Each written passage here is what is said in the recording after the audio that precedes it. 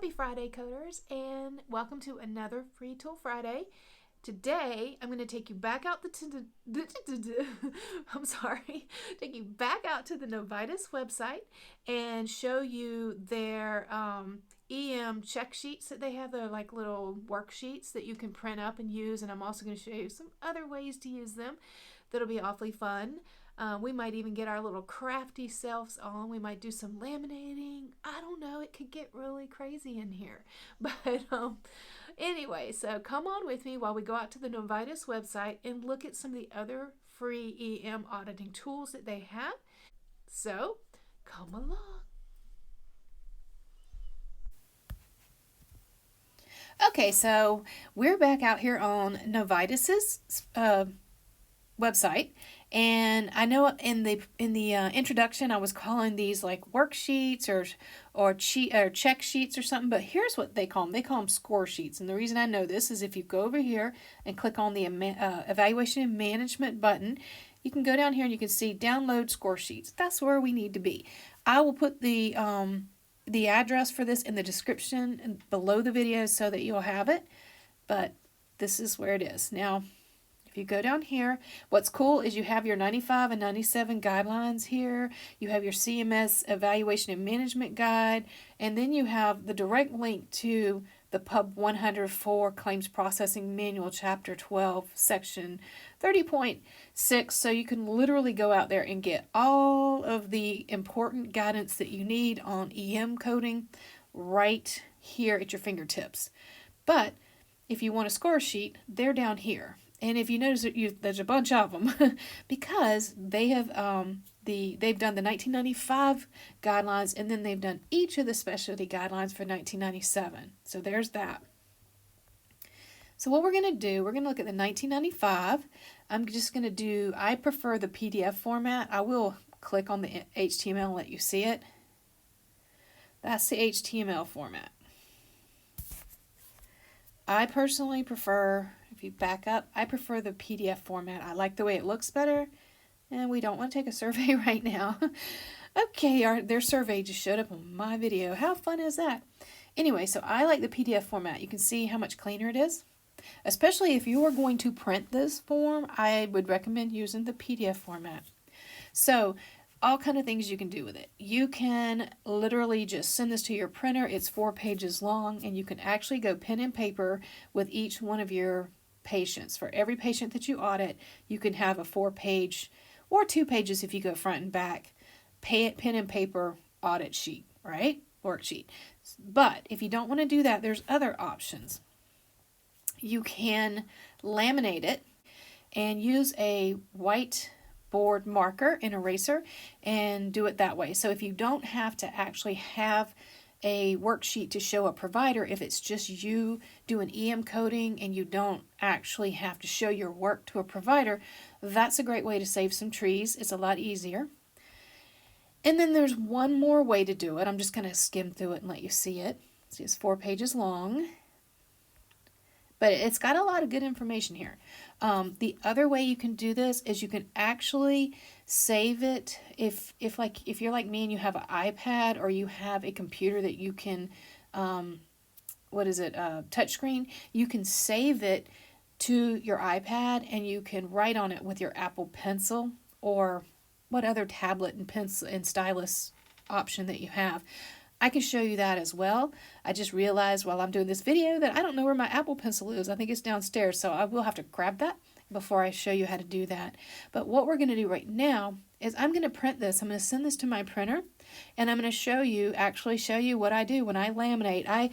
I don't use this one. I use a different one. I think I use the Highmark Medicare audit sheet, and I can show you that as well before this series is over.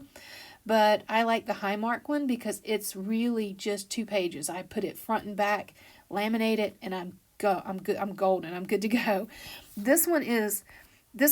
I like this one because it's got a lot of instructions on it, and it also, unlike the Highmark, it actually has most of the EM codes that you would need on there. So once you get your auditing done, you can actually go pick your level and pick your correct CPT code. So it's kind of a one-stop shopping. I do like that about this one.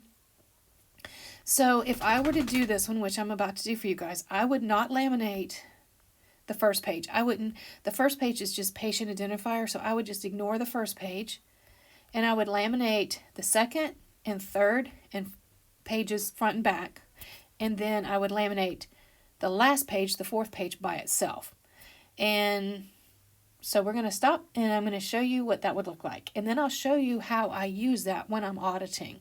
Like I said, I don't use Novitases, but since I'm laminating a copy of it to show you guys today, I probably will play with it a little bit in my future audits. So hang on, and we'll get that printed up. Okay, so here we are over at my laminating area. Yes, I have a laminating area, and I have printed up the audit sheets front and back. And this is the part that has the EM codes on it. So what we're going to do, we're going to turn on the purple cow here. Get her going. Uh-oh. Come on, purple cow. There we go. And while the purple cow is heating up, it takes a little while, we are going to slide our stuff in the laminating sheets.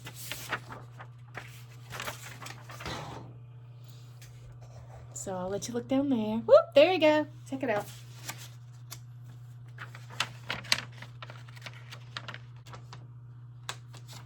All right. All right, so we have our laminating sheet open. We're going to slide this in here like that. And make sure it's lined up nicely, which it's not. And a little secret, if you want laminated stuff and you don't want to have to buy a laminator, they're not that expensive, but if you don't want to have to buy your own laminator, or it's just not something you want to invest in, if you want stuff laminated, there's two things you can do. You can either go to Staples and they'll do it for very little, or you can use laminating pockets that don't require a laminator. It's basically like adhesive, they stick together, so those are an option if you don't want to purchase a laminating machine, but you still want to do this. All right, so back to this. Once Big Bessie over here, the purple cow, gets all heated up, we'll run it through and I'll let you watch, okay? Big Bessie is ready. All right, so we're just going to run it through Big Bessie.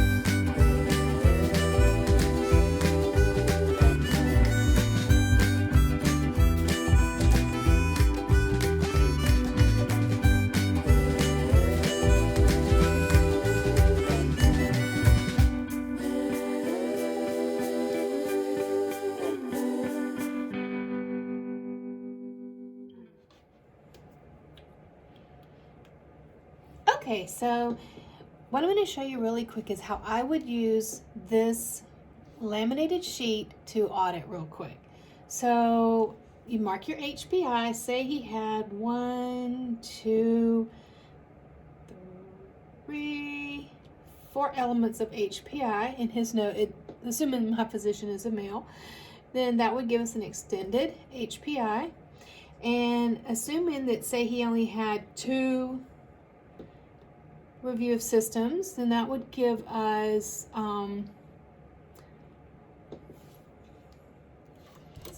that would give us an extended review of systems. And then say he only got past medical history, then that would give him pertinent. Okay, so you guys kind of get the picture. This is how the laminated sheet would work.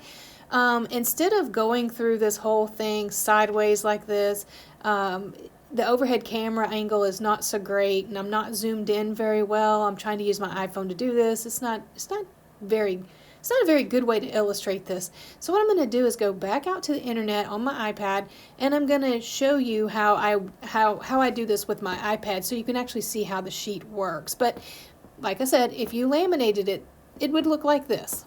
Okay, so we're back on the internet, we're back on my iPad, and I'm going to use my Apple Pencil to do this form so you guys could see what, how I was actually doing this on the laminated sheet, but it's actually going to be much cleaner and easier for you to see than that overhead camera angle was. And so I'm just doing this so that you can see it better. Okay, so the directions say, if you read the directions, which are up here, they say refer to the data section table below in order to quantify. After referring to the data, circle the entry farthest to the right in the table which best describes the HPI, ROS, and PFSH. So that's why we're going to use circles. I like check marks, but I'll use circles for this illustration for you guys. So let's assume our doctor documented using HPI, and he told us what the location was, he told us what the severity was, he told us what the duration was, and he also documented what the modifying factor was. So that's, you have 1, 2, 3, 4 circles. So you go over here, and if you look, zoom it in, 1 to 3 is brief, but 4 or more is extended. So we're going to circle extended. Now we're going to go on to the ROS. So say the provider only covered the constitutional and the GI. So if we follow the circles over there, that's just 2, then we have 2 to 9 is extended. So we're going to circle that. I'm going to keep this clean. So now we have to go to the PFSH down here, right? Okay, say the provider just, all he does is he goes over the past meds, he documents past meds. So we only have the 1, so we go over here and we pick pertinent, right? Now what the directions tell us to do next is they say that you have to go with, all right, here are our directions again. So we go back up here to our directions. If one column contains 3 circles, draw a line down that column. Well, I don't have a column with 3 circles. So we go into the next instructions, and it says, if no column contains 3 circles, the column containing the circle farthest to the left defines the history. Farthest to the left. And our column farthest to the left is this column. So detailed is our history. So now we know. Now we're going to go on to the examination. In the example that I've made up in my head that unfortunately you guys cannot see, our doctor did, he went ahead and he did a full 8 system exam. He did constitutional, he did eyes, he did cardiovascular, respiratory, GI, musculo, skin, neuro. That's 8, so we're going to stop there. Let me verify. 1, 2, 3, 4, 5, 6, 7, 8. So say he did 8 systems. So then we would come over here and we would circle 8 or more systems, and that would give us a comprehensive exam.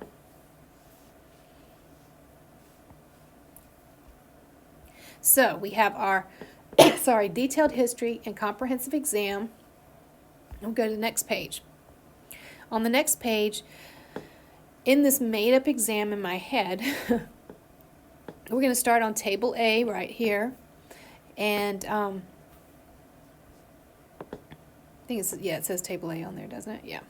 Anyway, we're going to start on this table right here.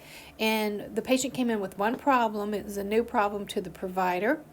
And there was no workup, no additional workup. Now this is, like I said, this is the example in my head, but those were the facts. It's a new problem with no additional workup. The provider gets 3 points right there. And there was no workup, so there's nothing going on here. So you get 0 there. And this is your amount and or complexity of data to be reviewed. And then you come finally to the risk table. And what we go through each one of these columns. The first column, presenting problem. The presenting problem was a an acute illness with systemic symptoms. This patient, in my example that you can't see because it's in my head, the patient actually had systemic symptoms. Patient had a fever, patient was throwing up, patient, was vomiting, nausea, had diarrhea. So those are systemic symptoms. Or systemic symptoms. So there's that. And then for this column, diagnostic procedures ordered, there were none. So there's a 0 in this column. Nothing in that column. And in the final column, the management options, my provider wrote a prescription, and so he did prescription drug management. So that, if you read the directions, you would select moderate for that one. And those directions, I believe. All right, those directions are up here. The overall measure of the risk is the highest level circled. So let me show you, had this been, say, here instead, the highest level, see this is 0, right? There's nothing here. The highest level would still be moderate. It would still be coming from here. Like I said, we can do videos where we talk about some of this stuff in detail. I would like to do a series of videos where I actually do a series, a video on the history, a video on exam, and a video on decision making, so that we can actually talk about some of the specifics about how to do this. But what? Sorry, I didn't quite catch that. I think Siri wants to go to the class. I think Siri wants me to do that video. All right, so ignore Siri and let's move on. Now, when we get finished with this, we need to plot all this down here. And so in Table A, the number of diagnosis or treatment options we had, let's go back up there, 3. We had 3. So we're going to put, I'm sorry, it's a little messy now. We're going to plot that right here. The highest risk, that's actually, Table B is actually this risk table right here. Sorry, I'm trying not to make you sick and dizzy. Table B, we came up with moderate. So let's plot that. And then Table C was the amount of data to be reviewed, which is 0. And we would plot that here. And notice it says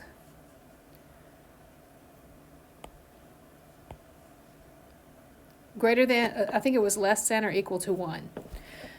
We had less than 1 because we had 0. All right, now if you read the directions here, it says draw a line down, draw a line down any column with 2 or 3 circles. We have 2. Draw the line down, and this is your decision making, so moderate. So as you can see, in EM auditing, EM leveling, you can't follow, the directions change depending on which table you're on, whether you're on the decision-making table, whether you're over there in history, and whether you're doing your leveling. You have to read the directions to make sure you're doing it correctly. So moderate complexity is your medical decision-making. So what we're going to do now is we're going to flip to the next page and pick our level.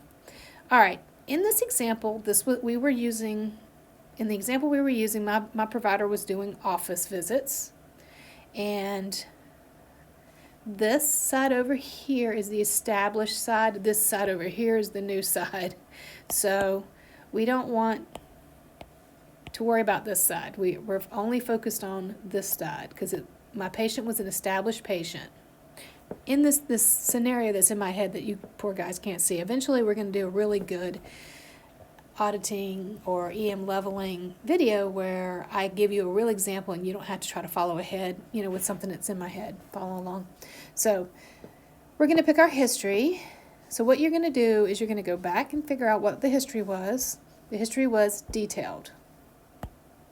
Detailed. So we're going to take this history and we're going to plot it. We're going to go across history, detailed, right?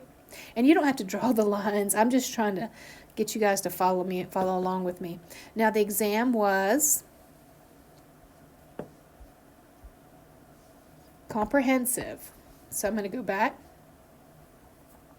Exam, comprehensive. And the decision making, you guys probably can remember that because we just did it, is moderate. So decision making or complexity, go across to moderate. Now, this one is a 2 of 3. If you read the directions up here, it says requires two components to be in a column or in a shaded area. So what you would do is you would find the column that has at least 2 in it and follow it down, and that's this column right here. Follow that column down, and it's 99214. Probably would be easier if I didn't have all these messy lines everywhere. So I'm going to clean it up and show you guys really quickly. So what you do, we're on this side over here. The history was detailed. The exam was comprehensive. Decision making was moderate. And if you follow the 2, if you find the column with the 2 in it, 2 or 3, then you have 99214. That is how you use this form. You can use it, like I said, whether you print it up and use it paper and pen, whether you print it up and you laminate it, or whether you do it the way I'm doing right now. You can use it any way you want to. You should come out with the right CPT code every time if you use it correctly. So, y'all like my shirt? I do get crafty sometimes. Maybe I'll show you that side of me later. Anyway, I hope you enjoyed this video. I hope it was very helpful. And if you liked it, please give it 1 thumbs up. I don't think you can give it 2 thumbs up. If you give it 2 thumbs up, it's kind of like, I don't know. Anyway, just give it a thumbs up, please. Subscribe to the channel if you're not already subscribed. It's one of those days. So if it's your first time here, welcome. I'm so glad to have you. And if you're back, thanks for coming again. Please give me a thumbs up if you like what I'm doing. If you have comments, questions, or suggestions, that's what the comments field is for down below. And I really like it when you guys send me comments. Much love to all of you. Stay safe, and I'll see you next time.